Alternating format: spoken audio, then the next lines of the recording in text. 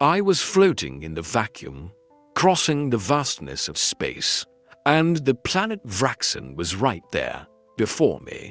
The ship trembled slightly as we entered its atmosphere, the heat starting to warm the metal surface of my capsule. The sight ahead was surreal. Vraxxon was unlike any other planet I had visited. There, where there should have been mountains and deserts, there were giant crystals, so tall they seemed to reach the stars. Some rose from the ground, imposing and rigid, like crystal trees, while others floated in the air, defying gravity. Each structure was a geological work of art. The sky of Vraxxon was neither blue nor grey, as we are used to. It stretched in a blend of purples and golds, with an unusual glow. The sunlight broke strangely through the crystals, creating a play of colors that seemed almost magical, as if the planet had its own soul. Each ray of light reflected in the crystals told a silent story of millennia, a story of mystery, of beauty, but also of something else, something we still didn't understand. The images of the landscape melded in my mind. Everything seemed so harmonious, a perfect place. But inside me, a doubt began to grow. Would they notice what is coming? The ship descended gently, its fuselage cutting through the air, sailing like a feather in the breeze. In every fragment of crystal rising before me, I saw the reflection of an ancient civilization. A civilization that, for some reason, still held secrets I couldn't understand. But, as fascinating as it was, I knew time was running out. A threat was approaching, a threat that could swallow everything left of the galaxy. And these beings, so connected to the beauty of their world, might not be prepared to face the unknown. With the soft sound of the ship touching Vraxxon's surface, the reality of my mission finally settled. I was on a planet of crystals, with a people of crystal, and the future of the galaxy in my hands. My team and I exited the ship and stepped onto the surface of Vraxxon. The ground beneath our feet was solid, but it felt alive. As if the earth itself were breathing with us, the city stood before us, imposing and impressive, like a rare jewel rising at the planet's center. The crystal structures, gigantic and iridescent, rose from the ground, reflecting light in ways that defied any logical explanation. The entire city seemed to be in motion, shaped by nature, but also, paradoxically, almost inhuman. The facades of the buildings shimmered in shades of blue and lilac, and the light reflecting off them seemed to dance, creating a spectacle of gleams. Each crystal, each surface, seemed to pulse with its own energy. It was as if the buildings themselves were alive, breathing in harmony with the planet. The locals. Well, these beings were unlike anything I had ever seen. They were not common humanoids, with bodies sculpted by biology, but ethereal, translucent entities.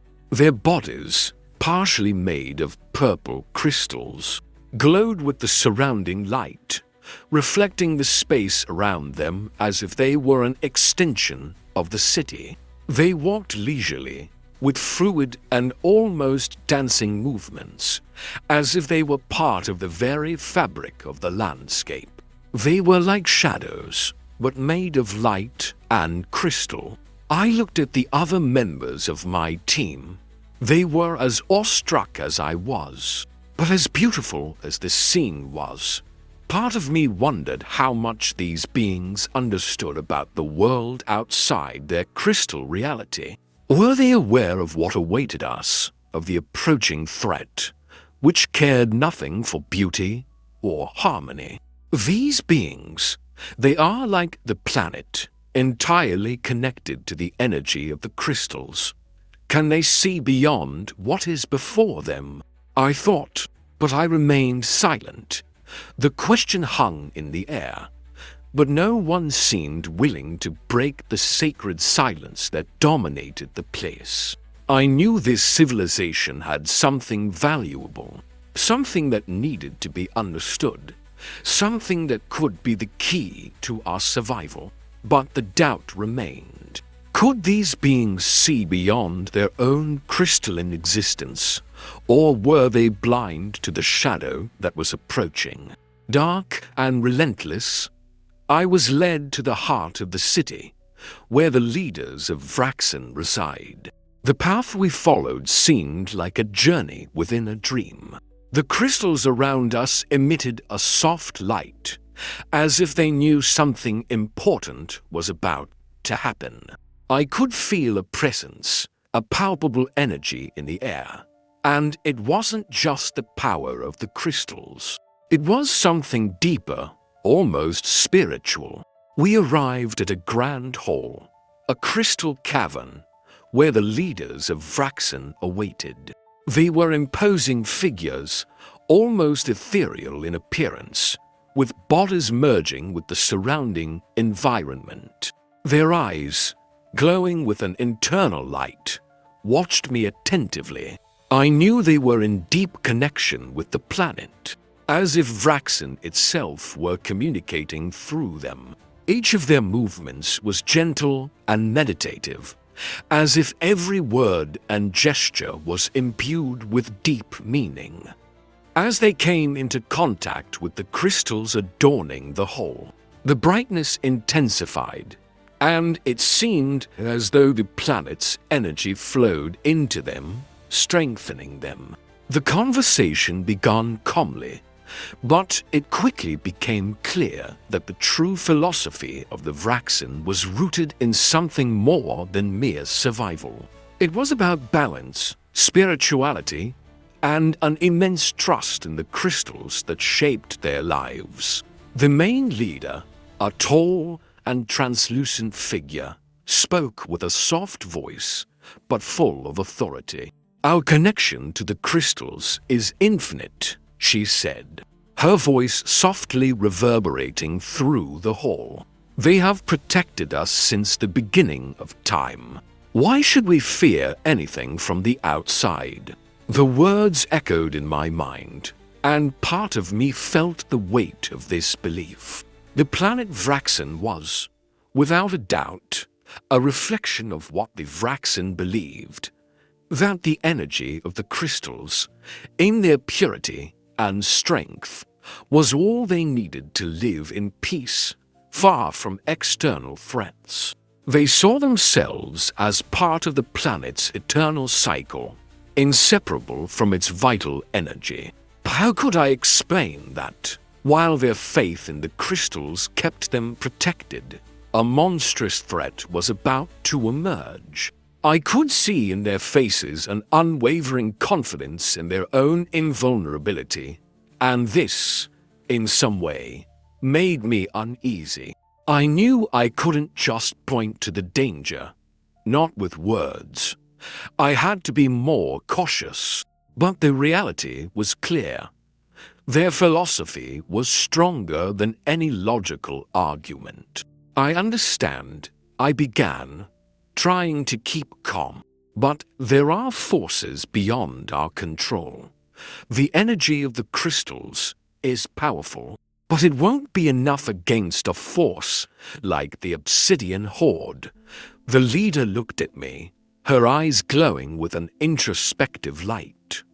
She seemed to reflect for a moment, but her expression didn't change. She believed in the protection of the crystals, in the power of her connection to the energy that permeated the planet. The uncertainty I felt seemed to not reach her faith, but inside me, a voice told me that, despite the beauty and serenity surrounding them. The Vraxxon were not prepared for what was to come. Frustration began to form within me, slowly, like a storm about to burst. I was trying to be diplomatic, but their words left me with no other choice. They were blind, trapped in a belief that prevented them from seeing the reality before us all. "I've seen the destruction they cause," I said, more firmly than I intended. "Do you think the crystals can stop something like this?" The image of the Obsidian Horde devastating entire planets invaded my mind, the sound of explosions still echoing in my ears. The sight of their imposing ships tearing through space, bringing death and desolation to everything they touched. The nearest Vraxxon leader, his translucent skin softly glowing, remained unmoved. She stood, her movements slow and measured, as if my anguish was a distant, insignificant distraction. "Our power is eternal," she responded with an unyielding calmness. "We do not need your help, Explorer. Your war is not our war." I felt a wave of contained rage, but I forced myself not to give in. Each of their words was a wall being erected between us, an invisible barrier built by the belief that the crystals made them immune. They were so convinced of their invulnerability that the idea of a real threat seemed absurd to them, a complete denial of what I knew to be the truth. "You can believe that as much as you want," I said, trying to keep calm. "But it's not a matter of faith. It's a matter of survival. They will destroy everything. They will destroy Vraxxon, just as they've done to so many others." The silence that followed was heavy. The leader's gaze did not waver, but I sensed a subtle shift in her posture, as if doubt was slowly infiltrating the foundations of her confidence. It wasn't much, but it was enough to give me hope. "This planet," she said finally, "has always been our protection. The energy of the crystals guides us and gives us strength.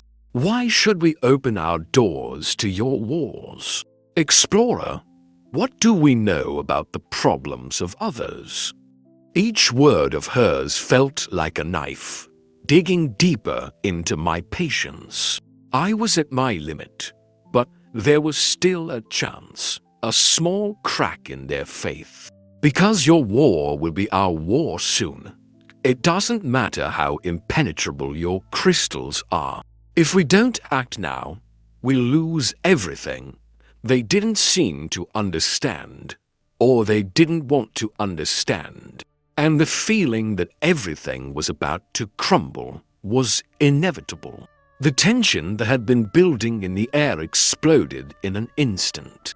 The discussion had been dragging on, with the leaders of Vraxxon still insisting on their unshakable belief that the energy of the crystals would protect them from any external threat.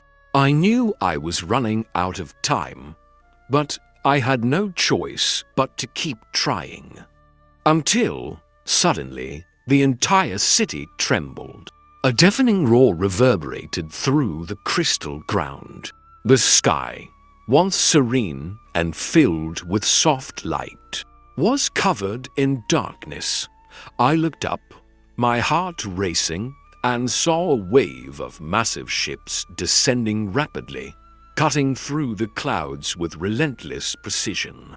The metallic gleam of the Obsidian Horde ships reflected a threatening light, and before anyone could react, the rain of projectiles began. The crystals began to shatter like glass, shards flying in all directions as violent explosions swept across the landscape. The sound of metal colliding with crystal, like a symphony of destruction, echoed through the city, and the dust began to spread, obscuring everything around us. The imposing crystal structures, which had once seemed invincible, started to crumble under the impact of the attacks. Chaos took over. The Vraxxon, who had been calm and confident until then, were now in a panic. Some tried to flee, others hid, but all were lost.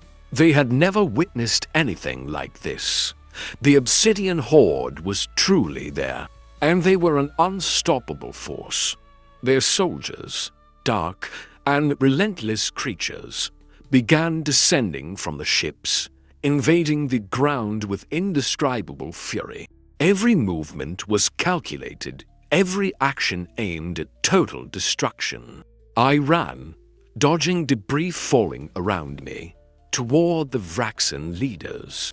"Now you see what's happening," I shouted, my voice almost being carried away by the fierce wind.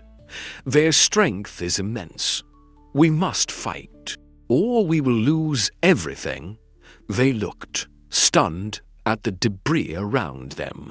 I knew that what had once seemed like an immune world was now at imminent risk. But for the Vraxxon, all of this was a shock, something impossible to comprehend. How could they believe that their crystals, which had protected them so much, wouldn't be enough against this destructive force? But looking at the ruins forming around us, one thing was clear. Reality had hit them in a way that no words could have. What followed was a frenzy of chaos and destruction, and I could only hope it would be enough time for the Vraxxon to finally understand. But it was already too late. The Crystal City was in ruins. The Obsidian Horde advanced with a violence that seemed endless, and I knew that the only chance to save Vraxxon was to act quickly. But there was a problem. The Vraxxon, despite their immense power and connection to the crystals, were lost in the chaos. They had never faced a threat like this. Their mystical abilities were powerful, but disorganized. They needed guidance, and that was my only chance to unite forces with them. Running through the ruined streets, with the dust from the explosions covering the ground, I started shouting orders. "Use the energy of the crystals." My voice came from my throat with the urgency of someone who knows what's at stake. "Focus it on the doors. Protect the entrance." At first, they hesitated. But as they saw their friends and families being overtaken by the destruction, resistance gave way to the need for action. Some Vraxxon began to gather around crystal pillars that were still intact, touching them with their hands. The power of their translucent bodies began to harmonize with the energy of the crystals. Slowly, geometric shapes began to form in the air, creating temporary barriers of light and energy, trying to hold off the invaders. I saw one of the Vraxxon leaders, the oldest among them, approach a massive crystal column. Her fingers trembled as she touched the surface, but soon a shimmering energy field began to form, creating an improvised defense. I didn't know this was possible," she said, with a mixture of astonishment and fear in her voice. "Now you know," I replied, running to coordinate the next line of defense. "Let's unite our forces then." As the Vraxxon began to understand the magnitude of what they could do, I used my military experience to devise a quick strategy. I ordered them to form defense lines around the most critical points, using every fragment of crystal as a resistance point. The plan was simple, but effective. Block the enemy's advance as much as possible and buy time. The battle intensified, The Obsidian Horde's ships continued to drop projectiles and troops to the ground. But now, the Vraxxon were uniting in a synchronized manner. They created force fields, crystal curtains, and even weapons made of pure crystalline energy. The city was holding up, but not without suffering. The sound of battle blended with the resounding breakage of crystal stones. But there was something new in the air. It was no longer just a fight for survival. It was a fight for identity, for the preservation of their home, and for understanding what the true strength of their crystals meant. The resistance I had hoped for was materializing. We were finally fighting together. In the midst of the chaos, the Vraxxon were learning, and I knew that, even if we didn't win today, something inside them had changed forever. They were now ready to fight for the survival of their civilization. The Crystal City was devastated, but the fight was far from lost. The Obsidian Horde had retreated for now, their ships forced to leave the battlefield. But the echoes of destruction still hung in the air. The sound of broken crystals resonated, and the landscape, once so serene, was now marked by the scar of the confrontation. I walked through the ruins, observing the city of Vraxxon, now in tense silence.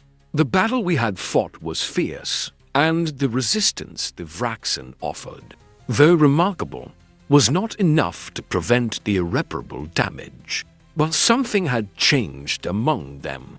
Denial and pride had given way to a bitter acceptance.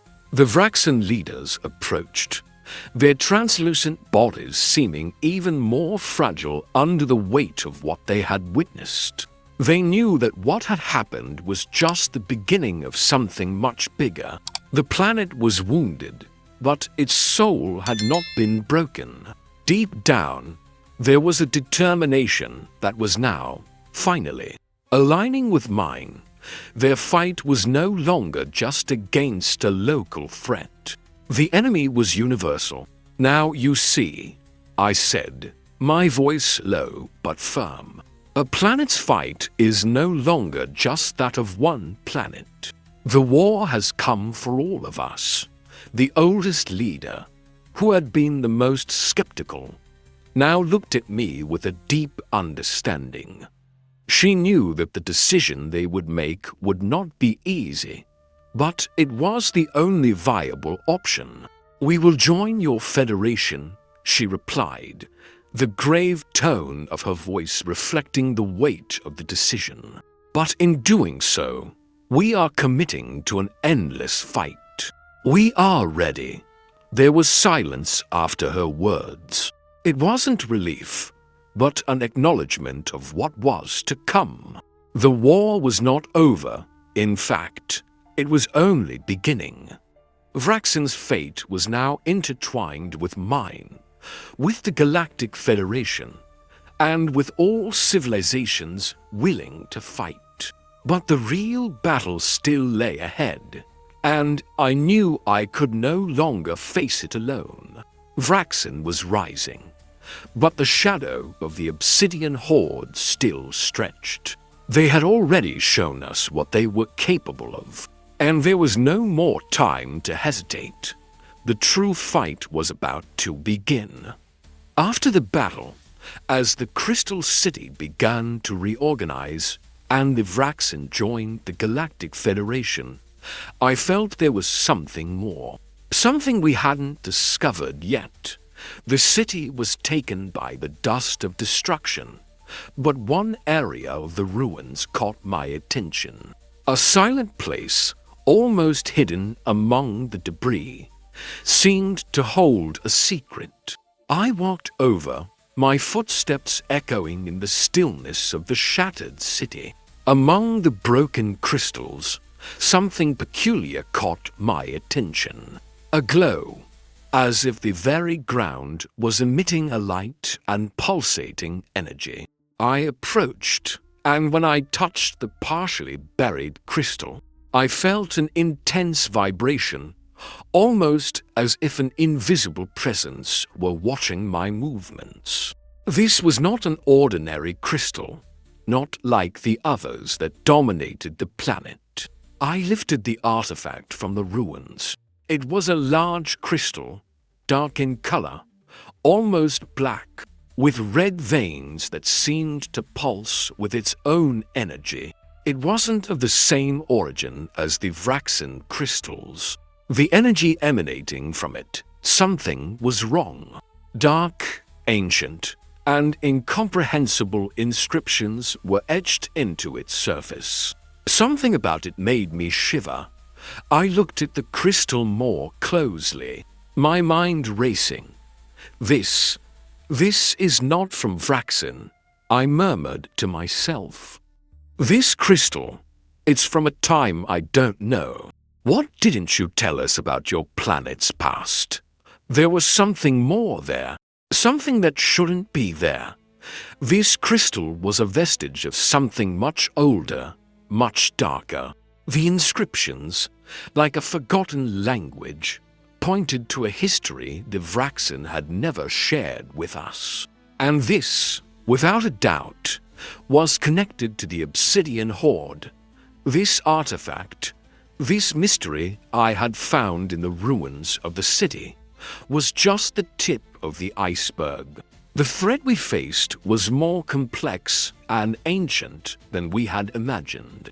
The Obsidian Horde were not a common race. They were tied to something deeper, to a power greater than any of us could understand. And the only way to unravel this secret was to follow the trail left by that crystal to the farthest reaches of the universe, where something even darker might be lurking. In the next episode, the Vraxxon and I prepare for the next stage of this endless war. But something unexpected happened. The discovery of an ancient artifact changed everything. It calls to me, as if it hides secrets that could change the course not only of this battle, but of all history. Who are we really? What is the true origin of the Obsidian Horde? I'm not sure, but there are answers hidden in the depths of the universe, and I will find them. Don't miss it, because this journey is just beginning.